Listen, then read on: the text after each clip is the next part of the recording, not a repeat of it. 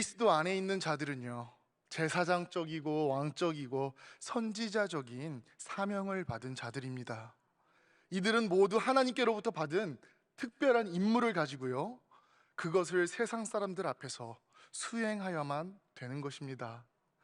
그러기 위해서는요, 항상 영적 상태가 깨어 있어야 하고요, 무엇보다도 하나님의 계시에 민감한 삶을 살아내셔야 합니다. 로마서 12장 2절은 기록합니다. 너희는 이 세대를 본받지 말고 오직 마음을 새롭게 함으로 변화를 받아 하나님의 선하시고 기뻐하시고 온전하신 뜻이 무엇인지 분별하도록 하라. 그리스도인의 뜻을 정하고 분별하는 삶은 시대나 환경이나 주변의 상황에 구애됨이 없이 어떤 경우에도요, 실천되어야 하는 필수적인 삶의 요소입니다. 본문 말씀은 바벨론의 포로로 잡혀갔던 히브리 소년들의 이야기예요. 다니엘과 그의 친구들 하나냐와 미사엘과 아사랴는요, 느부갓네살의 침공으로 예루살렘이 함락될 때 유대에서 바벨론으로 끌려온 인질들입니다. 다행 중 다행이라면요, 그들은 노예로서의 삶이 아닌 바벨론 정부가 선발한 국비 장학생입니다. 국비 장학생으로 그 나라의 문물을 익히며 학문을 하여 공직에 쓰여질 사람들이라는 것이에요. 그런데 문제가 있습니다. 당시 바벨론 당국은 하나님의 율법에 어긋나는 그들의 문화와 관습을 따르도록 이 소년들에게 강요하였어요. 이들은 비록 나이가 어리고 포로민이라는 불행한 신분이었지만 여기에 맞서며 하나님께 대한 신앙을 지키기로 뜻을 정했습니다. 이들의 입지와 결심은요, 오늘을 사는 그리스도인들에게 좋은 교훈을 주고 있어요. 그중 오늘 이 시간 다니엘에게 초점을 맞추어 살펴보고자 합니다. 뜻을 정한 다니엘의 삶을 통해 어떠한 은혜가 우리 삶 가운데 적용될 수 있는지 나누고자 해요. 짧게 바벨론의 환경을 먼저 살펴보면요, 고대 바벨론은요, 애굽과 함께 인류 문명의 발상지였습니다.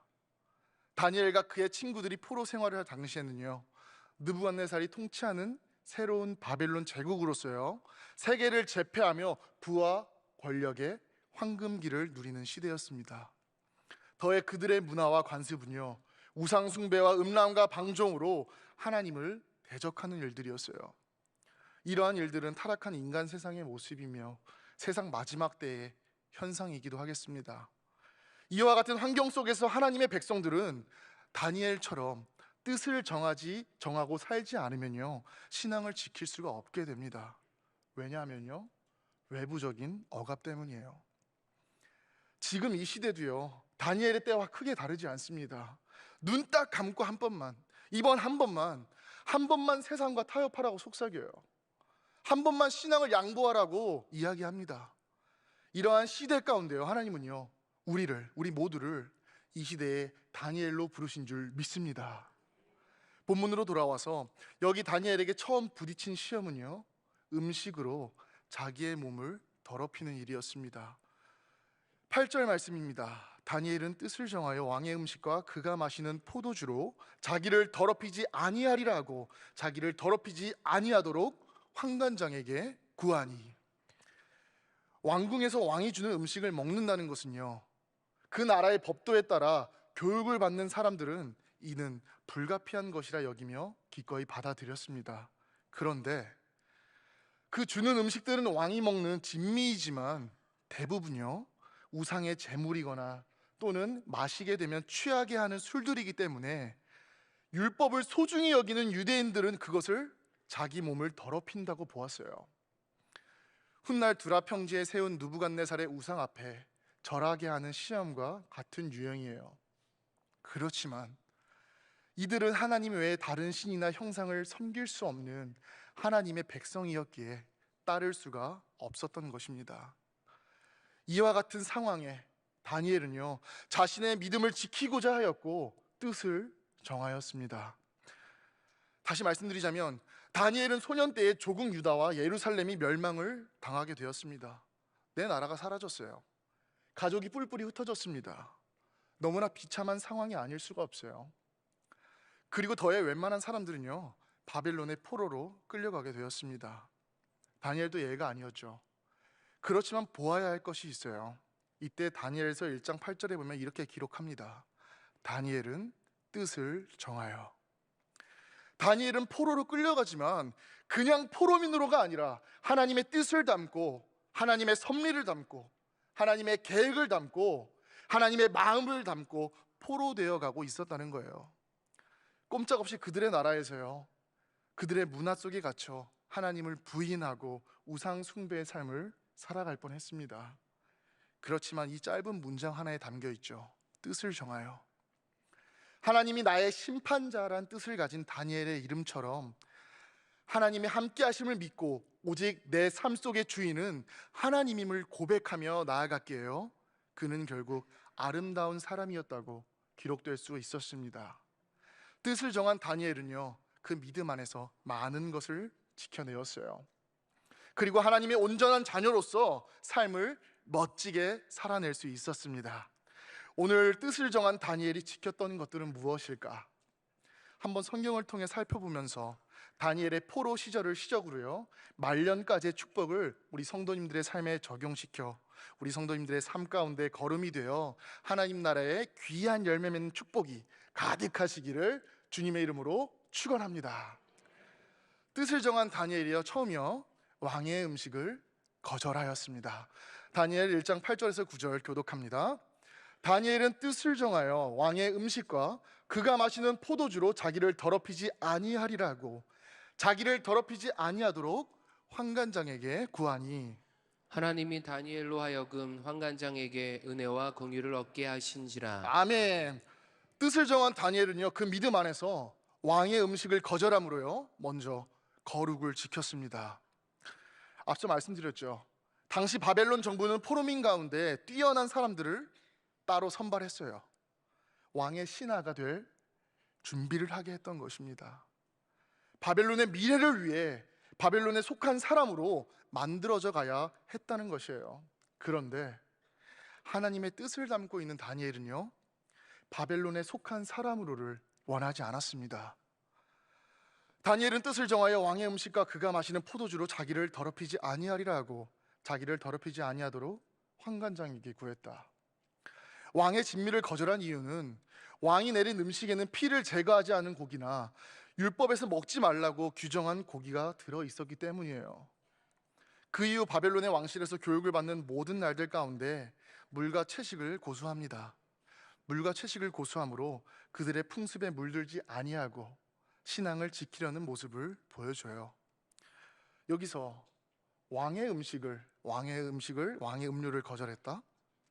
이것은 어쩌면 누구나 욕심낼 수 있는 성공과 출세의 기회를요, 거절하는 것일 수도 있겠어요. 다니엘은 바벨론에 살지만 바벨론에 속한 사람으로를 원하지 않았습니다. 하나님의 사람으로, 하나님의 백성으로요, 자기를 지키기를 원했습니다. 하나님은 바벨론의 진미와 포도주로 자신을 더럽히지 않고 하나님 앞에서 순결한 신앙을 지키려 했던 다니엘에게요, 결국 기뻐하시면서 지혜와 총명을 허락하시어 함께 공부한 이들 중에서요, 가장 높은 자로 세우심을 보게 됩니다. 히브리서 11장 3절에 이렇게 기록되어 있어요. 믿음으로 모든 세계가 하나님의 말씀으로 지어진 줄을 우리가 아나니 보이는 것은 나타난 것으로 말미암아 된 것이 아니니라. 이 구절에 등장하는 지어지다라는 단어는요, 그리스어 카탈티조에서 번역된 것입니다. 의미는요, 수리하다, 조정하다, 완전히 완성하다, 완전하게 만들다라는 뜻을 가지고 있습니다. 우리 성도님들은 온전한 믿음으로 자신의 삶의 여정을요, 하나님의 완전한 뜻과 일치하게 만들 수 있다는 것입니다. 그리고 그 믿음이란 하나님 앞에 성도된 자로서요, 온전한 마음을 수반한 뜻을 정할 때 주어지는 것입니다. 오늘날 우리가 살아가는 세상에는요, 하나님이 원하시는 방향과 달리 좋지 않은 환경과 상황이 존재합니다. 그리고 그 환경과 상황은요, 우리의 신앙과 이 시대를 엉망으로 만들려고 해요.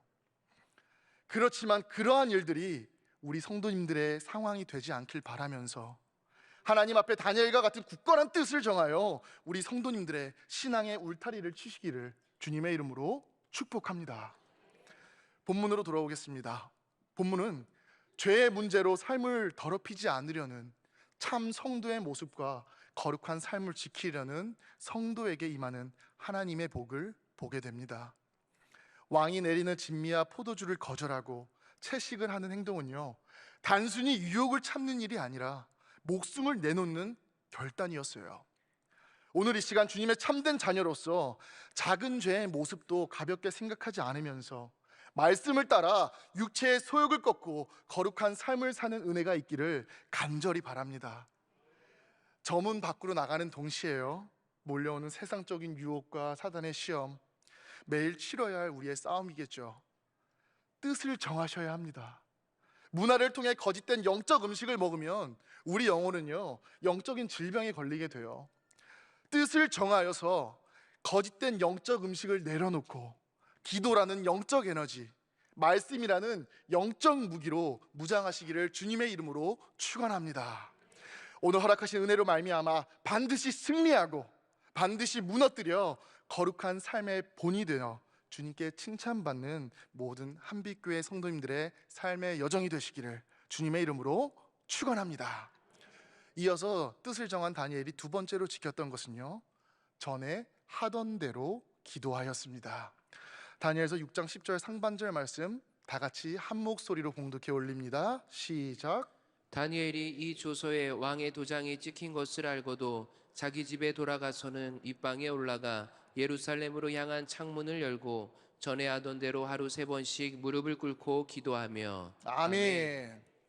뜻을 정한 다니엘은 두 번째로요, 기도를 지켰습니다. 본문은 다니엘의 말년에 있던 사건의 기록이에요. 다니엘은요, 소년 시절 이스라엘이 바벨론에 멸망되어 포로로 끌려갔던 사람입니다. 그러나 하나님의 은혜로 대제국의 총리가 되고요, 하나님의 놀라운 역사를 감당하는 신앙의 영웅이 됩니다. 그가 이렇게 승리하는 인생이 될 수 있었던 데에는요, 여러 요인이 있었겠지만 그중 저는요, 기도를 지켰던 신앙이라 말씀드리고 싶어요. 방금 읽었던 당시는 바벨론이 멸망하고 메대 바사 제국의 시대입니다. 정권이 바뀌었어요. 워낙 모든 면에 탁월한 다니엘은요, 그래도 총리의 직을 계속 감당합니다. 이어서 당시 총리는 3명이었어요. 그런데 다리오 왕이 다니엘을요, 수석 총리로 삼으려고 합니다. 이를 좋지 않게 여긴 다른 2명의 총리와 고관들이요, 다니엘을 무너뜨리고자 간교한 행동을 하게 돼요. 그것은요, 다니엘의 기도하는 신앙을 방해하는 법령을 만드는 것이었어요. 그들은 왕을 충동하여 앞으로 30일 동안 왕 외에 신들이나 다른 사람에게 기도하는 것을 금지하는 법을 만듭니다. 자세히 이 법은요, 만일 걸리면 사자굴에 집어넣어 처형하는 너무나 무서운 법이에요. 즉 그들은 다니엘을요, 죽이려고 흉계를 꾸민 것입니다. 그렇지만 소년 포로 시절 하나님 앞에 올바른 신앙을 다짐했던 다니엘에게 그러한 법은 통하지 않았습니다. 사자굴에 들어갈 걸 알고도 기도의 끈을 놓지 않았어요. 뜻을 정한 다니엘은 단지 그의 하나님의 은혜를 기억했고요, 함께 하심을 믿었고요, 불가능을 가능케 하실 주님을 신뢰했습니다. 그러한 믿음 가운데 어떤 일이 벌어집니까? 다니엘 6장 22절에 나의 하나님이 이미 그의 천사를 보내어 사자의 입을 봉하셨으므로 사자들이 나를 상해하지 못하였다. 할렐루야. 하나님께서 천사를 보내어 사자의 입을 봉하는 기적이 일어나게 되었어요. 뜻을 정한 다니엘 이후의 삶도 여전히 포로로 시작된 삶의 여정과 같은 인생의 어려움 가운데 다니엘은요, 기도의 끈을 놓아버리지 않았습니다. 놓지 않았던 알고도의 기도예요. 그러하지 아니하실지라도의 기도입니다. 내가 이렇게 기도하는 사람으로 살면 손해볼 수 있어, 죽을 수도 있어. 그러나 나는 기도할 거야. 그러나 나는 기도할 거야. 이러한 고백이요, 다니엘로만 끝나는 것이 아니라 오늘날을 살아가시는 우리 한빛교회 성도님들의 삶의 고백이 되시기를 주님의 이름으로 축원합니다. 다니엘의 신앙을 본받자는 거예요. 다니엘의 신앙은요, 나중에 주실 축복을 기대하며 나중 회복을 기대하며 믿는 것이 아니에요. 대가를 지불할 각오를 하는 것입니다. 왕의 도장이 찍힌 것을 알고도, 사자의 밥이 될 줄 알고도 그 길을 선택하는 거예요. 모르고가 아닙니다. 좁은 문, 좁은 길임을 알고 선택하는 거예요. 본문 10절 말씀에 이렇게 기록되어 있죠. 다니엘이 이 조세 왕의 도장이 찍힌 것을 알고도 자기 집에 올라가 예루살렘을 향해 전에 하던 대로 기도하였더라. 어떤 불합리한 상황도요, 다니엘을요 막을 수 없었습니다. 전에 하던 대로 기도하였어요. 자신을 죽이려는 정적들 앞에서 전에 행하던 대로 예루살렘을 향하여 창문을 열고 하루 3번씩 그렇게 기도하였습니다. 오늘 허락된 귀한 주일 가운데 주님이 가신 그 길을 묵상하며 무엇이 진정한 가치인지 알며 나아가시기를 간절히 바랍니다. 세상적인 어려움으로 남아있는 믿음마저 놓아버리는 연약한 존재가 아닌 우리 그리스도인으로서 나의 뜻을 정하여 기도를 붙잡고 나의 시선이 오로지 주님을 향하여 나아감을 갈망하는 귀한 한빛교회 성도님들이 되시기를 다시 한번 주님의 이름으로 축복합니다. 그리스도인으로서 살아간다는 거요, 너무나 많은 대가와 희생을 강요받을 수 있겠습니다.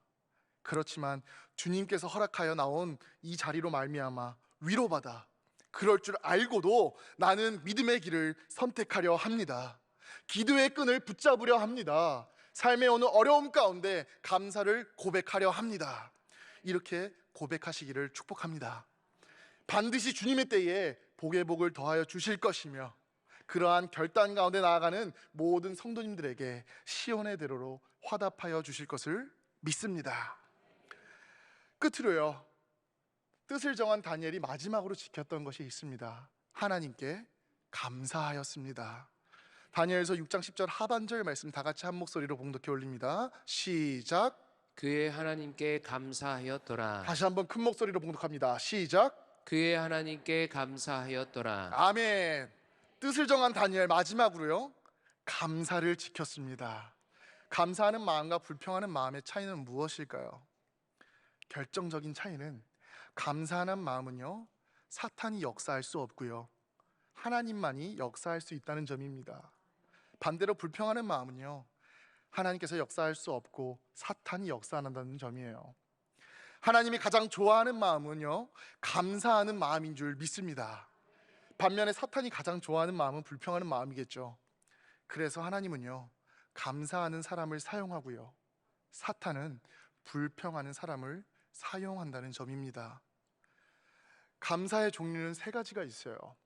무엇 때문에 하는 감사가 있고요, 2번째로 조건부 감사가 있어요. 그리고 3번째로 그럼에도 불구하고 하는 감사가 있습니다. 무엇 때문에 하는 감사는요, 내가 무엇을 받았기 때문에 하는 감사예요. 조건부 감사는요, 하나님께서 내게 이렇게 해주시면 나도 그렇게 하겠다고 하면서 하는 감사입니다. 그렇다면 그럼에도 불구하고의 감사는 뭘까요? 우리 성도된 자들이 해야 하는 감사인 줄 믿습니다. 그리스도인으로서 어떤 어려운 상황 가운데 놓여도 그럼에도 불구하고 이겨내게 하실 내 안에 살아계신 주님을 의지함으로요, 감사하는 삶을 살아내셔야 합니다. 골로새서 3장 17절 말씀이요, 한 목소리로 봉독해 올립니다. 골로새서 3장 17절입니다. 시작. 또 무엇을 하든지 말에나 일에나 다 주 예수의 이름으로 하고 그를 힘입어 하나님 아버지께 감사하라. 아멘. 우리는요, 조금만 힘들어도 못하겠다며 너무나 쉽게 포기합니다. 이 세상의 모든 승리자와 성공한 사람들은요, 그렇지만 그럼에도 불구하고라는 터널을 통과한 사람들인 줄 믿습니다. 그럼에도 불구하고라는 말은요, 복음 진리를 함축하고 있는 진리일 뿐 아니라 어떤 의미에서는요, 성경 전체의 메시지를 요약한 말이라고 할 수 있겠습니다. 자, 다니엘을 다시 볼까요? 다니엘은요, 그의 하나님께 감사하였습니다. 왕의 진미를 거절할 때 자기를 지켜주셨던 그 하나님을, 왕의 꿈을 해몽하지 못하여 많은 사람이 죽어갈 위험에 있을 때 환상 가운데 그 꿈을 해몽케 하셨던 하나님의 은혜를 감사했습니다. 포로로 잡혀왔지만 그는 당당하게 포로 아닌 포로로 살아갈 수 있게 하셨던 하나님의 은혜를 감사했습니다. 그럼에도 불구하고 감사하였어요. 다니엘은 목숨을 걸고 하나님의 섭리를 믿고 하나님이 주신 믿음 안에서, 마음 안에서 이름을 지켰고요, 거룩을 지켰고요, 기도를 지켰고요, 감사로 자신의 삶을요 놓아버리지 않았습니다. 이처럼 감사에는 놀라운 능력이 있는 줄 믿습니다. 불평은 염려를 가져오지만요, 감사는 담대함을요 우리 심령에 가져옵니다. 원망은 좌절을 가져오지만요, 감사는 믿음의 역사를 불러오는 줄 믿습니다. 이러한 다니엘의 신앙이 성경의 기록으로만 끝나지 않길 바랍니다. 여기 계신 한빛교회 성도님들의 한 분 한 분의, 앞서 이야기했죠, 신앙의 기록이 되시기를 축원합니다. 뜻을 정한 사람으로 다니엘은 하나님의 비전, 하나님의 섭리를 담고 모든 보여지는 것이 무너졌지만 적어도 하나님 앞에서 자기 자신을 지켜내었습니다.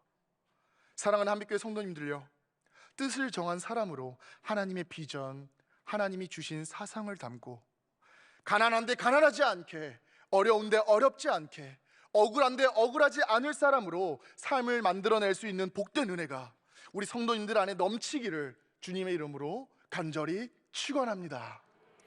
뜻을 정하여 나아가는 성숙한 신앙으로 말미암아 더해 주님께서 요청하시는 기도의 삶, 감사의 삶으로 우리 삶 속에 있는 악한 영의 세력들을요 하나님의 이름의 권세와 능력으로요 당당히 물리치시길 바랍니다.